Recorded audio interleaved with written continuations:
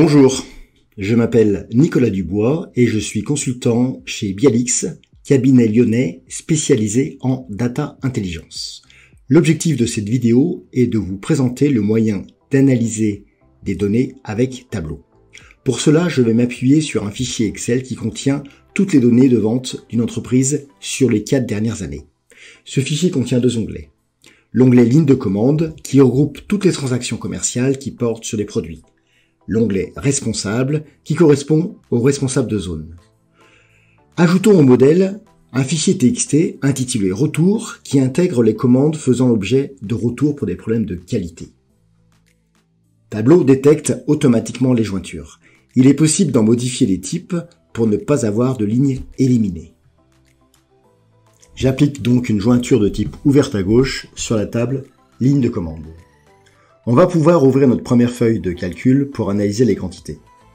Faisons glisser la catégorie dans ligne. J'ajoute la zone géographique dans colonne, puis le segment à côté de la catégorie.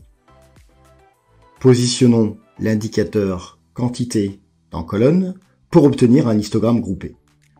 Je vais maintenant faire glisser la zone géographique dans couleur et trier les segments de vente par quantité décroissante. Ajoutons une barre correspondant au total de l'indicateur. Je m'aperçois en un seul coup d'œil que la région centre est la plus représentée en termes de quantité vendue. Intéressons-nous à présent à l'évolution des ventes. Après avoir créé une nouvelle feuille de calcul, je fais glisser la date de commande dans colonne et le montant des ventes en ligne. Je peux descendre dans la hiérarchie date de commande pour agréger mes ventes au niveau trimestriel. Et en faisant glisser l'année dans couleur, j'ai dans un même repère une courbe d'évolution trimestrielle pour chaque exercice. Je vais descendre dans la granularité temporelle pour obtenir une vision mensuelle des ventes. Si je veux connaître la croissance d'une année sur l'autre, Tableau propose des formules prédéfinies intitulées calcul de table rapide et je choisis celui correspondant à la croissance d'une année sur l'autre. Je vais afficher à nouveau l'indicateur montant des ventes et déplacer mon calcul de variation en infobulle. En cliquant dans infobulle, je peux modifier le contenu pour simplifier les étiquettes. Intitulons notre calcul de variation tout simplement variation annuelle. J'ai maintenant la possibilité d'avoir la vision globale de l'évolution de mes ventes par mois et ce pour chaque exercice. En survolant les courbes avec la souris, une infobulle m'indique les valeurs de mes étiquettes ainsi que la croissance d'une année sur l'autre. Renommons la feuille. Je souhaiterais à présent étudier les chiffres bruts de mes ventes. C'est très simple avec Tableau. Grâce au menu contextuel au niveau des feuilles de calcul, je peux dupliquer ce graphique en tableau croisé dynamique.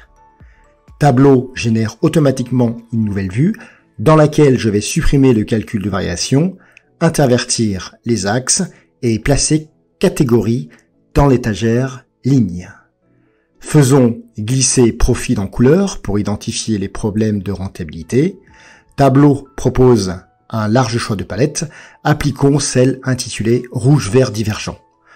Remplaçons les étiquettes par un carré avec une intensité qui varie en fonction du profit et affichons les étiquettes de repère.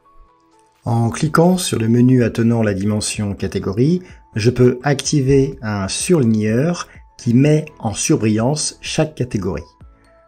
Cela me permet de découvrir des profits en rouge, donc négatifs, pour la catégorie mobilier. Je renomme ma feuille de manière significative et je vais ouvrir une nouvelle feuille pour analyser les pays et les régions dans lesquelles mon entreprise prospère. Je vais ajuster la taille des points en fonction du montant des ventes en le faisant glisser dans taille et ajuster celle-ci pour les rendre plus visibles. Ajoutons l'indicateur profit en couleur pour identifier les régions qui posent problème en les délimitant avec une bordure. Je vais m'intéresser aux régions d'Europe du Nord pour voir s'ils affectent les bénéfices.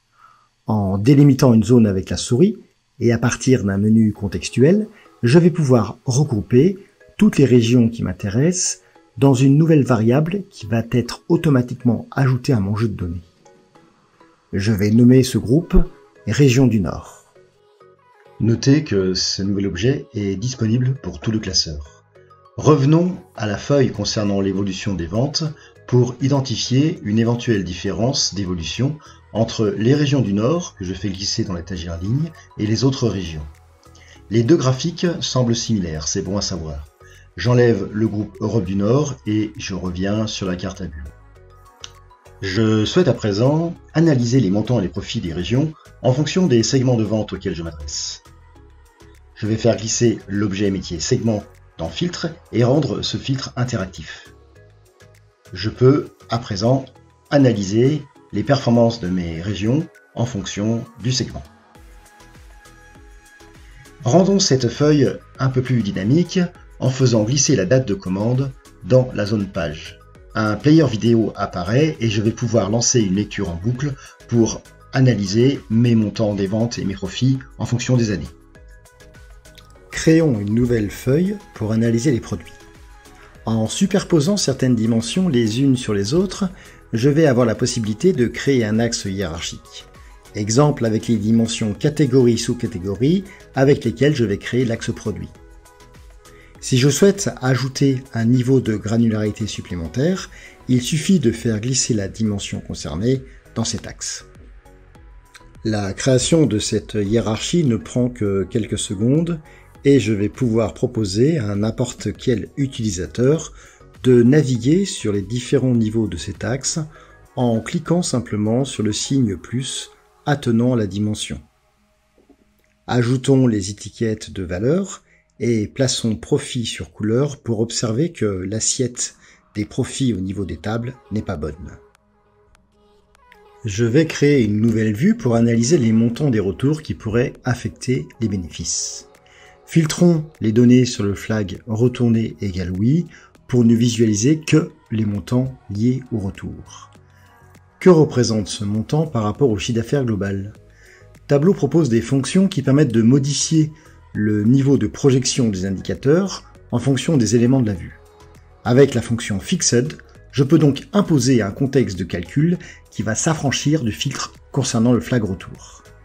J'ajoute ce nouvel élément dans ma vue pour les comparer, mais l'idéal serait de créer un nouveau champ calculé correspondant au taux de retour avec la formule suivante: somme des ventes courantes divisé par le nouveau champ calculé précédemment qui ne tient pas compte du filtre actif. Je vais renommer ce champ taux de retour qui va être intégré dans mon jeu de données et je vais l'ajouter à ma feuille. Nous allons lui appliquer un format de nombre de type pourcentage puisqu'il s'agit d'un ratio. Et je vais donc pouvoir enlever les deux montants précédents qui m'ont servi à calculer ce ratio. Je vais trier ensuite mes sous-catégories par rapport à ce taux de retour de manière décroissante.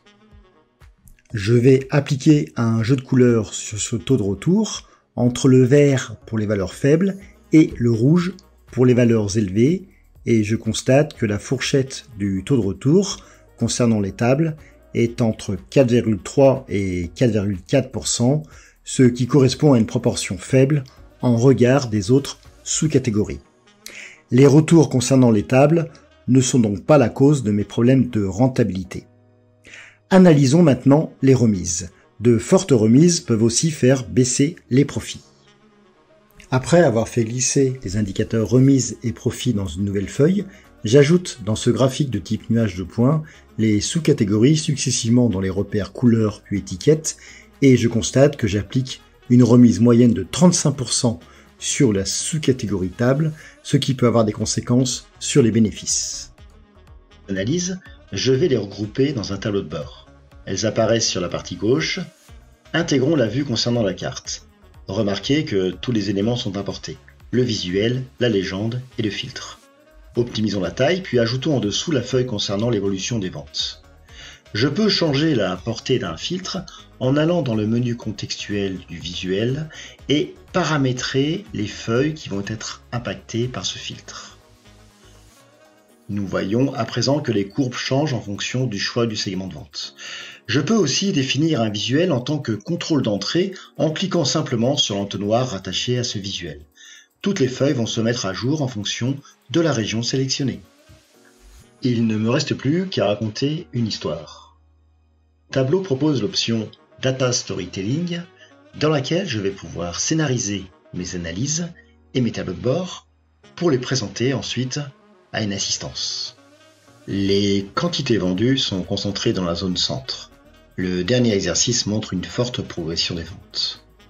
Les pays les plus représentés par les ventes génèrent des bénéfices élevés, même si les régions du Nord, qui concernent des implantations plus récentes, sont encore en phase de développement. Il y a toutefois des problèmes de rentabilité sur la sous-catégorie table. Cela n'est pas lié au retour, qui ne représente que 4,3%, mais ce problème semble lié à des remises trop importantes, ce qui a tendance à plomber les bénéfices concernant cette sous-catégorie.